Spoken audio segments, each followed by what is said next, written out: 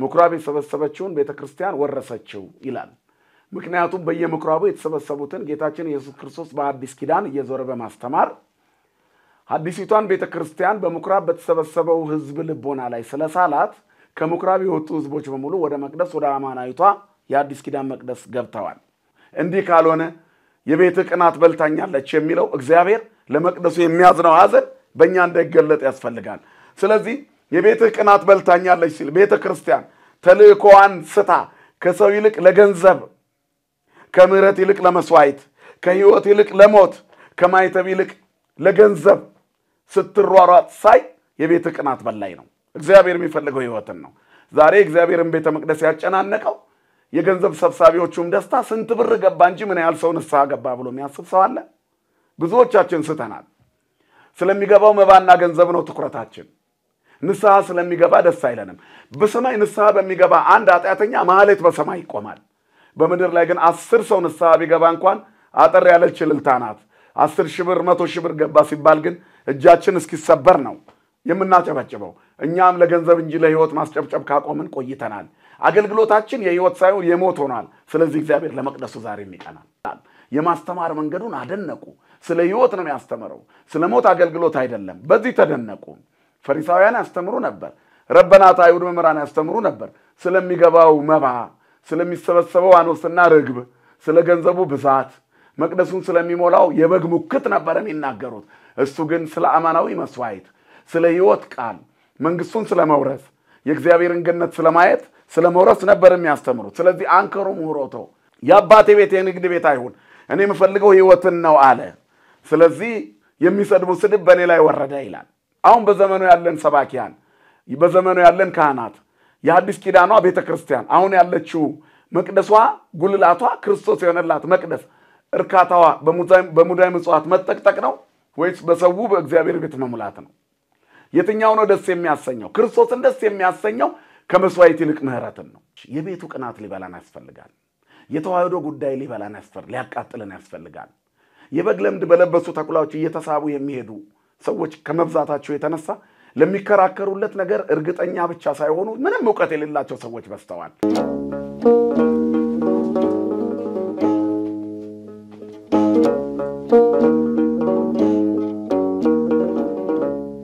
በስመ አብ ወወልድ ወመንፈስ ቅዱስ አሐዱ አምላክ አሜን።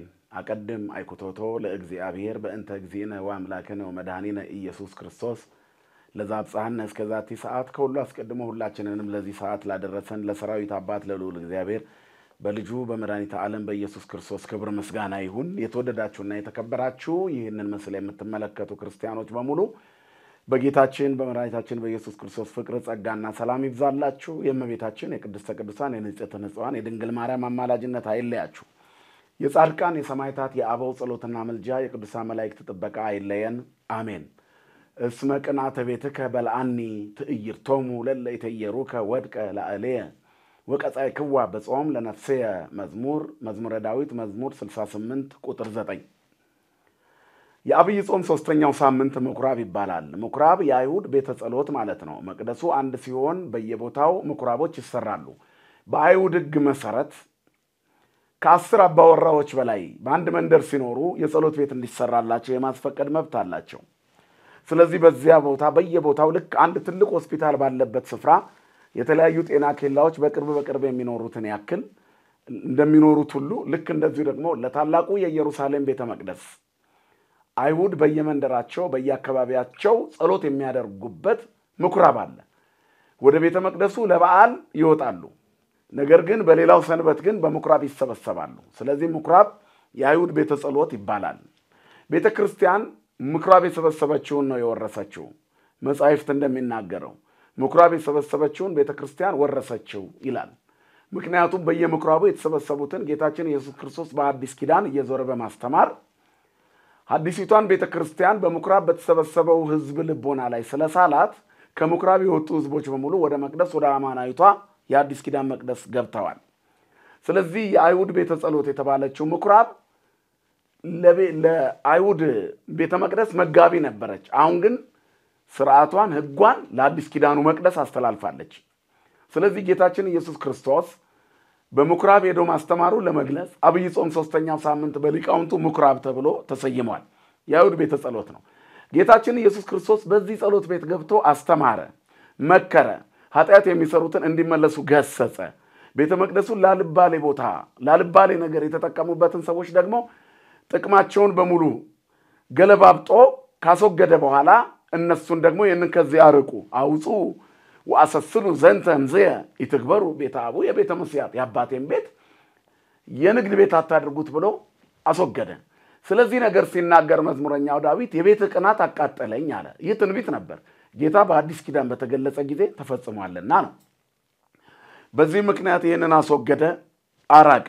አሁን ጌታችን ኢየሱስ ክርስቶስ በዚህ በቤተ አይሁድ በምኩራብ በተባለው ሳምንት ውስጥ የሰራቸው ታላላቅ ተግባራት አሉ። እኛ ግን እዚህ ትምህርት ላይ በጥቂት ደቂቃ የምንመለከተው ሶስተኛው የአብይ ጾም ሳምንት ምኩራብ መባሉን ነው።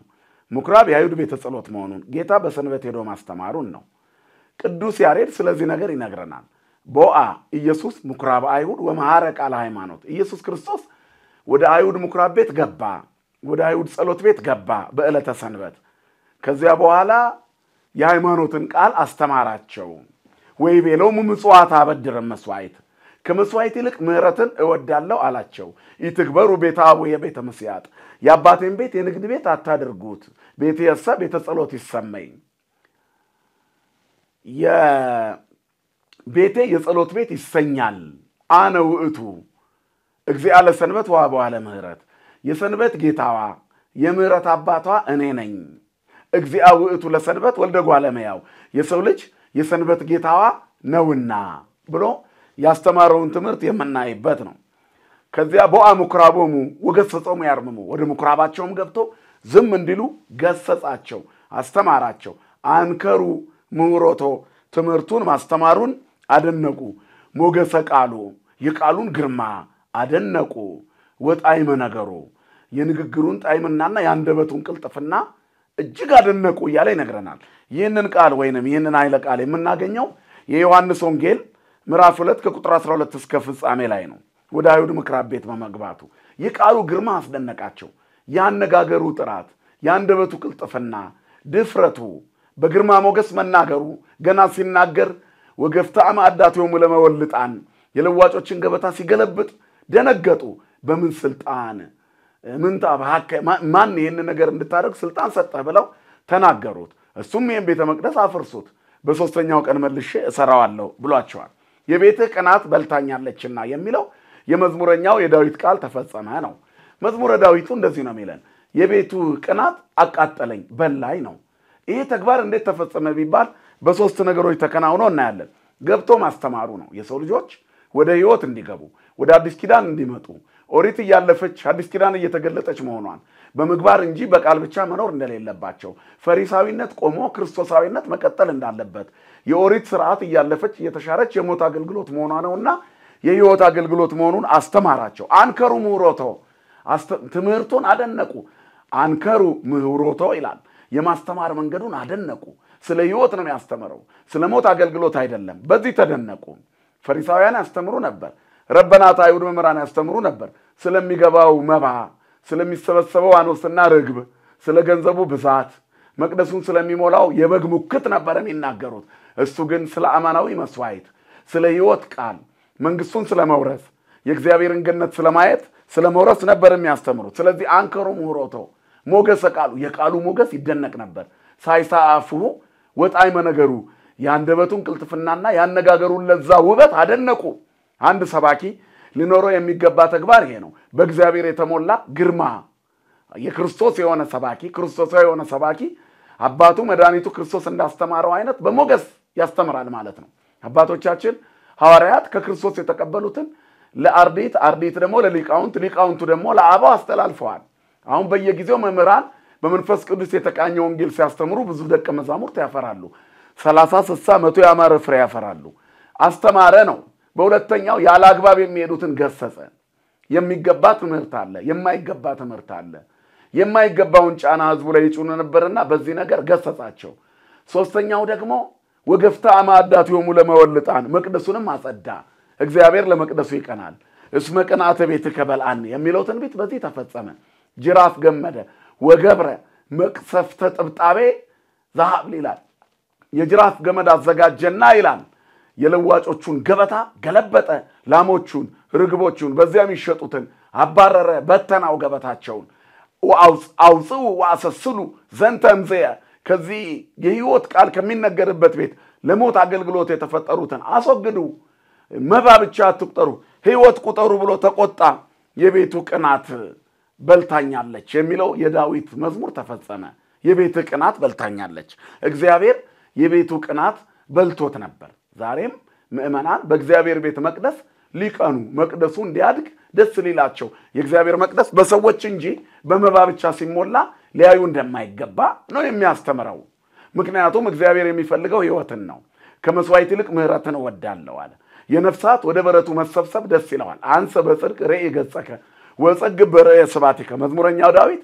እኔ ግን በጽድቅ ፊትህን አያለው ክብርህንም ሳይ ጠግባለሁ አለ አሁን በዘመኑ ያለን ሰባኪያን በዘመኑ ያለን ካህናት የሐዲስ ኪዳኗ ቤተክርስቲያን አሁን ያለችው መቅደሷ ጉልላቷ ክርስቶስ የሆነላት መቅደስ እርካታዋ በሙዳይ ምጽዋት መጠቅጠቅ ነው ወይስ በሰው በእግዚአብሔር ቤት መሙላት ነው የትኛው ነው ደስ የሚያሰኘው ክርስቶስን ደስ የሚያሰኘው ከመስዋዕት ይልቅ ምህረትን ነው ከገቡት የበጎች ብዛት ሳይሆን የተመለሱት ክርስቲያኖች ደስ ያሰኘዋል ስለዚህ እግዚአብሔር መቅደሱ በገንዘብ ለቃሚዎች ብቻ ሞልቶ ሲያይ አዘነ ቀና ተቃጠለ ነው እስመ ቅናተ ቤትከ በልዓኒ የቤትህ ቅናት አቃጠለኝ አለ መቅደስ አንደኛ መቅደሱ የኢየሩሳሌም መቅደስ የርግብ ሻጮች ሆኖ ነበር እንዴት ሆነ ቢባል የሚገባውን መባ ያዩ ነበር ይላል ካህናቱ የካህናቱን ቤተሰቦች በበር ላይ ሆነው ይነግዱ ነበር ከዚያ ያልተገዛ መስዋዕት ሲመጣ ያራክሱ ነበር ለጸሎት የቆሙ መዝሙረ ዳዊት የሚደግሙ ጸሎተኞች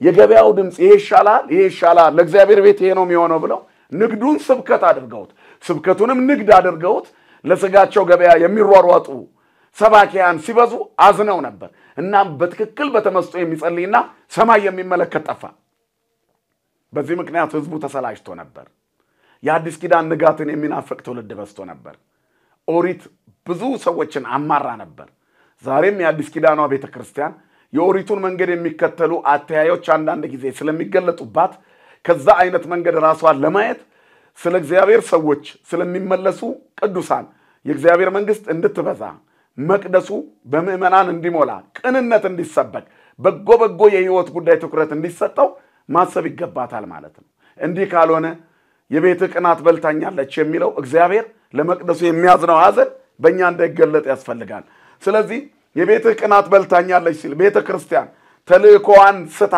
ከሰው ይልቅ ለገንዘብ ከምህረት ይልቅ ለመስዋዕት ከህይወት ይልቅ ለሞት ከማይተብ ይልቅ ለገንዘብ ስትሯሯጥ ሳይ የቤት ቅናት በላይ ነው እግዚአብሔር የሚፈልገው ህይወትን ነው ዛሬ እግዚአብሔርን ቤተ መቅደስ ያጨናነቀው የገንዘብ ሰብሳቢዎቹም ደስታ ስንት ብር ገባ እንጂ ምን ያህል ሰው ንስሐ ገባ ብሎ የሚያስብ ሰው አለ ብዙዎቻችን ስተናል ስለሚገባው መባና ገንዘብ ነው ትኩረታችን ንስሐ ስለሚገባ ደስ አይለንም በሰማይ ንስሐ በሚገባ አንድ ኃጢአተኛ ማህሌት በሰማይ ይቆማል በመድር ላይ ግን 10 ሰው ንስሐ ቢገባ እንኳን አጠር ያለች ልልታናት 10 ሺህ ብር 100 ሺህ ብር ገባ ሲባል ግን እጃችን እስኪሰበር ነው የምናጨበጭበው እኛም ለገንዘብ እንጂ ለህይወት ማስጨብጨብ ካቆምን ቆይተናል አገልግሎታችን የህይወት ሳይሆን የሞት ሆኗል ስለዚህ እግዚአብሔር ለመቅደሱ ዛሬም ይቀናል ዛሬም ያዝናል ትልቁ ትኩረት ህይወት ነው ብዙ ሰዎች ጎዳና ላይ ወድቀዋል የህይወት ቃል የሚሰበክ የለም ሃይማኖት ሲናቅ ቀኖና ሲጣስ ዶግማ ሲደፈር የሚቀና ሰው ጠፍቷል ዛሬ የቤተ ቅናት በልታኛለች ቲክቶኩን ያጨናነቀው ዩቲዩቡን የሞላው የኑፋቄ ሰባኪያን ናቸው የነሱ ረዳቶች በዘር በመናምን የተደመሩ ይበዛሉ ነገር ግን እንዲህ አይነት ገንዘብ ተዘረፈ ቢባል መግለጫ የማይሰጥ ሰው የለም ብድግ ይደረጋል ትልልቆቹ አባቶች ሁሉ ሳይቀሩ የበጀት ቁጣ ያስጨንቃቸዋል የአንድ በግ ከበረቱ መውጣት ያስጨንቃቸውም የኑፋቄ ትምህርት ያስጨንቃል በዚህ ምክንያት የሚያዘን ሰው ጠፋ ትልቁ ትኩረት የነፍስ መሆን አለበት ስለዚህ ጌታ ምን አለ ኢትግበሩ ቤተ አቡየ ቤተ መስያት ያለን እኛን ነው ገንዘብ ላይ ያተኮርን ህይወት ላይ የከሳን አይኖቻችን የተተከሉት ሳንቲም ላይ ገንዘብ ላይ ስለዚህ እግዚአብሔር የሚፈልገው ህይወትን ነው የቤት ቅናት በልታኛለች ለቤቱ የሚቀና ትውልድ እግዚአብሔር ይፈልጋል ንስሐ በገቡ ሰዎች ላይ ትኩረት ለናረግ ያስፈልጋል ቤተክርስቲያን አስተምሮቷን የሚጻረሩ ነገሮች ሲመጡ መጀመሪያ መናገር ያለባት ይሄ ነው ነፍሳትን ያጠፋልና ሰዎችን ወደ ሲኦል ይነዳልና ትምህርቷን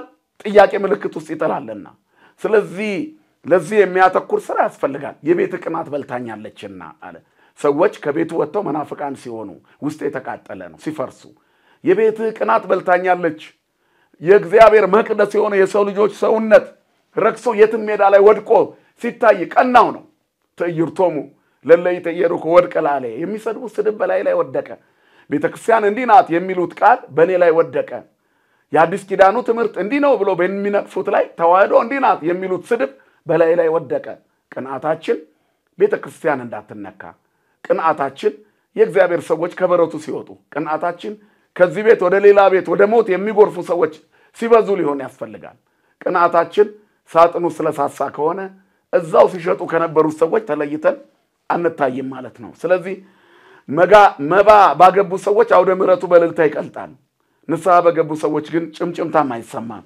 ስለዚህ ወንጌሉን አሳጠሩ ለመናው ይርዘም የሚሉ መሪዎች የቤተክርስቲያን መሪዎች ብዙ ናቸው እኮ ትምርቱ አጠር ይበል ወደ ገቢ ማሰባሰቢያው የተሰራችው መቅደስ ሰላም የምታጣበት ምክንያት ከወንጌል ይልቅ ለገንዘብ ትኩረት ስለምንሰጥ ነው እግዚአብሔር ደግሞ ገንዘቡን አውጡ አለ ንግዱን አውጡ አለ የሚያስፈልገኝ ሰው ነው አውጡ ወአሰስሉ ዘንተን ከዚህ አውጡ ይትግበሩ ቤተ አቡ የቤተ መስያት ያባቴ ቤት የንግድ ቤት አይሁን እኔ የምፈልገው ህይወትን ነው አለ ስለዚህ የሚሰድቡ ስድብ በኔ ላይ ወረደ ይላል መናውርደህ ብትመግባቸው ነው ያለው ጌታ እኔ ደግሞ ስጋዬን ብሉ ደሜን ጠጡ ብላቸው አንተ ማን ነህ ብለው አጉረመረሙ ይሄንን ከዚህ አውጡ ብላቸው ይሄ ከየት ነው የመጣው ብለው አጉረመረሙ አባቶቻችሁ ከሰማይ መና በሉ አሁን ደግሞ የህይወት እንጀራ ልጁ ተላከላቸው ብላቸው ተገዳደሩኝ የሚሰድቡ ስድብ በኔ ላይ ወደቀ አባላከውም አሉ ነው የኑፋቄ ትምርቶች ቤተክርስቲያኗን አጨናንቀዋታል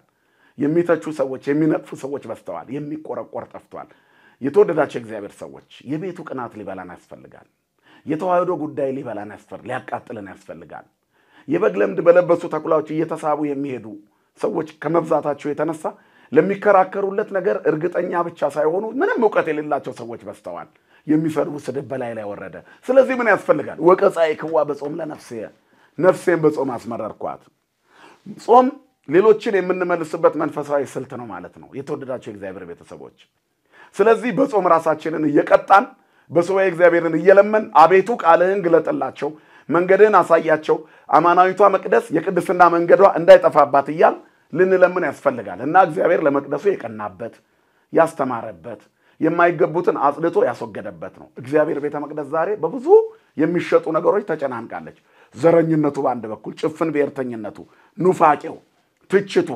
ጎጠኝነቱ ሌብነቱ ሳንቲም ቆጣሪነቱ ቡድንተኝነቱ መቅደሱን ሞልቶት የህይወት ቃል ከሚነገርበት ይልቅ ሌሎች ነገሮች አካባቢውን ሞልተውታልና እነዚህ ተወግደው ቅዳሴው ሰዓታቱ ዝማሬው መንፈሳዊ መስዋዕቱ በህይወታችን ሊገለጥ ያስፈልጋል መቅደስ የተባለው ህንጻ ቤተክርስቲያኑ መቅደስ የተባለው የኛ ሰውነት ነው ሰውነታችን ከእግዚአብሔር ጸጋ እንድትጠግብ በጾምና በጸሎት የተጋ በመንፈሳዊ ማንነት የቆመ ወንጌል በመስማት ራሱን ያጠረ ለዲያብሎስ እድል ፈንታ ያልሰጠ መንፈሳዊ ማንነት ሊኖረን ያስፈልጋል ለራሳችን ስንቀና ለተዋህዶ እንቀናለን ተዋህዶ ጎልታ ስትታይ እኛም በእግዚአብሔር መንግስት ከፍ ከፍ እንላለንና መንግስቱንና ጽድቁን የምንወርስበት ጾም ያደርግልን ሰውነታችን የእግዚአብሔር መቅደስ ሆኖ እንዲቀጥል ከሸቀጥነት ይጠብቅልን ኃጢአትን ከኛ ላይ ያርቅልን ይቆየን ወስብሐት ለእግዚአብሔር አሜን